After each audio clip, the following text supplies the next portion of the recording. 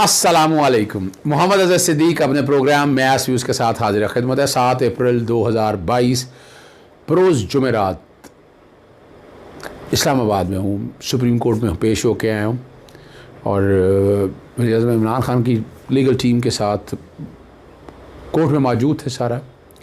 कल मैं वापस लाहौर आ गया था, लेकिन फिर बुलाया गया और आज की समाअत बड़ी ज़बरदस्त रही है और अच्छे फ़ैसले की तवक्को रखे। जब ये प्रोग्राम अपलोड हो गया होगा 7:30 बजे के करीब उम्मीद है कि बाकायदा जो है ना फ़ैसला सुनाया जाए। आज की हियरिंग में अली ज़फ़र ने आज अटॉर्नी जनरल ने टेबल टर्न की है। साथ उन्होंने आइन के आर्टिकल 69, 95 को और साथ साथ ख़ास तौर पर रूल्स को सामने रखा।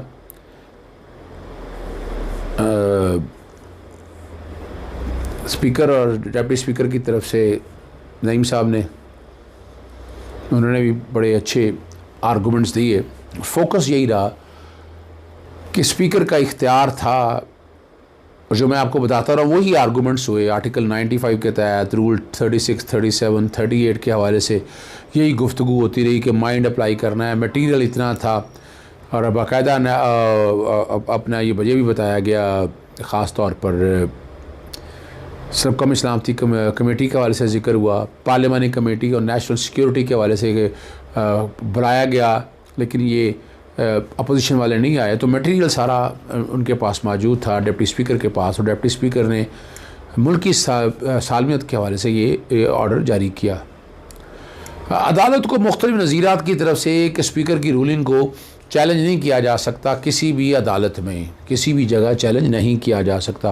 पुरानी हिस्ट्री लेकर और यानी ये तक बताया गया कि स्पीकर के लिए वोट डालने नहीं दिया गया, जेलों में रखा गया, लेकिन स्पीकर का जो रूलिंग थी यानी आम वोटर को MNS को, लेकिन स्पीकर की रूलिंग को सेट असाइड नहीं किया गया। आज की खुशखबरी अच्छी है और मेरा ज़ाती राय है, पता नहीं फ़ैसला क्या आता है। मैं अभी जो प्रेडिक्ट कर सकता हूँ कि जो स्पीकर की डिप्टी स्पीकर की जो रूलिंग है उसको आइन से मुआवरा करार दिया जाएगा कि वो उसको इख्तियार नहीं था। और साथ नए इलेक्शन के हवाले से जो फ्रेश इलेक्शन की तरफ बात चली गई है उस तरफ जाएगी। साथ ख़ास तौर पर इलेक्टोरल लॉज़ के हवाले से जो तरामीम है, जो चीज़ें बेहतरी की तरफ जाती हैं वो लोकल गवर्नमेंट जो केयर टेकर सेटअप आएगा वो देखेगा। बाकी सियासी जमातों में सियासी महंगी और इस तरह के रिमार्क्स के इस तरह के एक दूसरे के देखना पसंद नहीं करते। आज बेंच के और बेंच तकरीबन जब तक हेयरिंग हुई है तो इस नुक्ते पर मुत्तफ़िक थे। जस्टिस जमाल मंदोखेल ने एक स्टेज पे कहा, शहबाज शरीफ जब तकरीर करने के लिए आए, हम तकरीर करने के बाद इधर की उधर की बातें जनाब, हमारा फ्रेश मैंडेट, हमारा मैंडेट है, हमने बंदे इकट्ठे कर लिए हुए हैं, कोलिशन वाले बंदे भी हमारे साथ आगे हुए हैं और हम आराम से हुकूमत जो है ना बना लेंगे। ये बातें सारी वो करते रहे अपना केस बनाने के हवाले से, लेकिन ये केस बना सके या नहीं वो एक अलग बात है कि जनाब करप्शन ख़त्म करेंगे, हम हालात बेहतर कर देंगे इस मुल्क के, पता नहीं कौन से दूध की नहरें बिठाएंगे। आज पूरी तकरीर झाड़ने की कोशिश की और लेकिन सुप्रीम कोर्ट बड़ी वाज़ेह थी इस बारे में कि अगर स्पीकर की रूलिंग गैर कानूनी करार दे दी जाए तो फ्रेश मैंडेट आ गया, इलेक्शन होने चाहिए और वो 156 वोट लेकर उनके वोट तोड़ लिए जाएँ और एक जो अक्सरियती पार्टी है उसको उसके मैंडेट से महरूम कर दिया जाए। कोलिशन के हवाले से बातें चलती रही। जब तादाद पूछी तो पाकिस्तान पीपल्स पार्टी, पाकिस्तान मुस्लिम लीग नून, अपना मुत्तहदा मजलिस अमल, MQM, ये कुछ 10 के करीब पार्टियों का बनाकर एक 177 पे पहुँचे। तो पूछा गया कि इसमें 2013 के इलेक्शन में आप लोगों की अक्सरियत थी, कोलिशन ही थी लेकिन अक्सरियत थी पाकिस्तान मुस्लिम लीग नून की। मखदूम अली खान पूरी तैयारी करके आए हुए थे कि इलेक्शन नहीं होने चाहिए, ये फ्रेश मैंडेट की तरफ नहीं जाना चाहिए। वो मुख्तलिफ केसों का हवाला देते रहे, हालांकि हाजी सैफुल्लाह का केस बड़ा वजाहत के साथ था। उसके बाद मोहतरमा बेनज़ीर भुट्टो का केस, अपना मियाँ नवाज शरीफ को जो असेंबलियाँ तोड़ने के हवाले से है वो केस, अगर वो सारों को सामने रख के दें, सुप्रीम कोर्ट ये चाहती है कि यहाँ मफाद आमा में पब्लिक का अंगेज रखा जाए, फ्रेश मैंडेट से, ताकि लोग अपनी मर्ज़ी से अपने नुमाइंदे मुंतखब कर सकें। सुप्रीम कोर्ट के एक स्टेज के ऊपर रिमार्क्स ये थे कि ये यहाँ का इशू नहीं है, हमारा इशू नहीं है यहाँ वोटर के हवाले से, यानी ये अब यहाँ अंदर बैठे लोगों का नहीं, ये वोटर का मैंडेट है। वोटर को राइट मिलना चाहिए कि वो अपने नुमाइंदे मुंतखब कर सके, ताकि ये चीज़ें आगे की तरफ बढ़ सके। रज़ा रबानी भी आए, उन्होंने भी इधर उधर की फ़ारसी कोशिश उनकी चेहरे गिरे हुए थे। बिलावल भुट्टो साहब भी आए, जमहूरियत के लिए कुर्बानियाँ, इस तरह की बातें हम सब सुनते रहे। लग ये रहा था कि उनके सुहाने ख्वाब जो है ना वो चकनाचूर हो रहे हैं।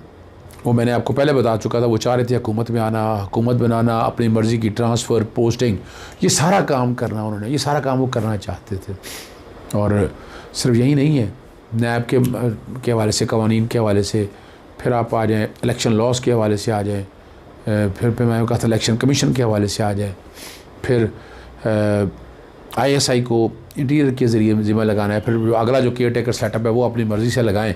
शेरवानी सिलवाई हुई थी, मैं बता दूं आपको, नीचे से बैठा नहीं जा रहा था शहबाज शरीफ से। बिलावल को भी स्पेशली बुलाया गया इस हवाले से कि बिलावल भी यहाँ कोर्ट के अंदर आए। हर एक ने अपनी मर्ज़ी से कोशिश की हिस्सा डालने की। सुप्रीम कोर्ट बार के सदर ने भी, मायूस थे ये सारे लोग कि आज जो एजेंडा लेके आए थे वो एजेंडा नाकाम हो गया। पाकिस्तान तहरीक इंसाफ की तरफ से हम लोगों ने कोई ऐसी बात नहीं की, हम खामोशी से सुनते रहे, और कि जो भी अदालत फ़ैसला करे, हालांकि बोला जा सकता था, इनकी सब बातों का जवाब दिया जा सकता है, लेकिन रेस्ट्रेंट शो किया। एक स्टेज पे ये फिर बात नहीं आ रहे थे तो चीफ साहब को कहना पड़ गया, यानी वो अल्फाज ऐसे इस्तेमाल किए डिप्टी स्पीकर के लिए, वज़ीर आज़म पाकिस्तान के लिए, सदर पाकिस्तान के लिए। इस पर उन्होंने कहा कि सदर पाकिस्तान है, एहतराम हर एक पे लाजिम है, वाजिब है, और अगर मिसाल के तौर पर इंक्वायरी और इन्वेस्टिगेशन अगर कर दी गई जो बाहर फॉरेन फंडिंग के हवाले से, अगर तो उसके दुरुस्त नताज, बहुत ख़तरनाक नताज हो सकते हैं। मेरी आज भी ये पेंडिंग है, आज भी ये मेरी पेंडिंग पड़ी हुई है, जो दरख्वास्त है, अपील फ़ाइल की हुई है मैंने। अगर वो लग जाती है, इंक्वायरी इन्वेस्टिगेशन होती है, तो बाहर से जो लोग हैं, जो इंटरनेशनल एजेंडा जो आएगा, वो तो इनको रास्ते में इनको जगह नहीं मिलेगी भागने के लिए, याद रखिएगा। ये बड़ा ख़तरनाक टॉपिक है। इसके बाद बैकफुट पे गए, और वहाँ एडवोकेट जनरल सिंध जो हैं, उन्होंने भी वो क्रिकेट की बातों यानी एक तरह से धमकियाँ और इस तरह की बातें वो करते रहे। लेकिन सुप्रीम कोर्ट बड़ी क्लियर थी, तमाम जजेस एक बात पे मुत्तफिक थे कि फ़्रेश मैंडेट दिया जाए, नए इलेक्शन कराए जाएँ, और ताकि ये जो कॉन्स्टिट्यूशनल क्राइसिस है ना, ये इस मुल्क में ख़त्म हो, ये मुल्क आगे की तरफ जाए। और डॉलर आगे बढ़ गया है, महंगाई ज़्यादा हो गई है, तो इनको कंट्रोल कैसे करना। जब स्टेबल गवर्नमेंट आएगी तो हालात बेहतरी की तरफ जाएंगे। जस्टिस उमर अता बिन दयाल साहब बड़ी वजाहत के साथ, बड़ी सफाई के साथ कुरान मजीद का हवाला, आका दो जहां हुज़ूर नबी करीम साहब के हवाले से, और justice Ijazul Ahsan, justice Munib Akhtar, justice Mazhar Alam Miankhel, justice Jamal Mandokhel. और एक स्टेज के ऊपर तो जब ये कहा तो जस्टिस जमाल मंदोखेल ने कहा कि अपोजिशन जमातें तो इलेक्शन चाहती थी, तो इलेक्शन तो होने जा रहा है, इसलिए तो आप लोगों ने बाहर आके बैठ के कह रहे थे कि फौरी इलेक्शन कराया जाए। और आपको पता है सिलेक्टेड का नारा ये लगाते रहे, अटॉर्नी जनरल ने भी ये कहा कि सिलेक्टेड का ये नारा लगाते रहे। आज उन्हीं सिलेक्टेड से अपना सीटें मांग कर और अपनी हुकूमत बनाना चाहते हैं। तो ये तो सियासतदानों को मेच्योरिटी की तरफ आना है, इंस्टेबिलिटी की तरफ नहीं आना, पॉलिटिकल स्टेबिलिटी की तरफ आना है। और स्टेबिलिटी की तरफ आएंगे तो ये मुल्क आगे की तरफ जाएगा।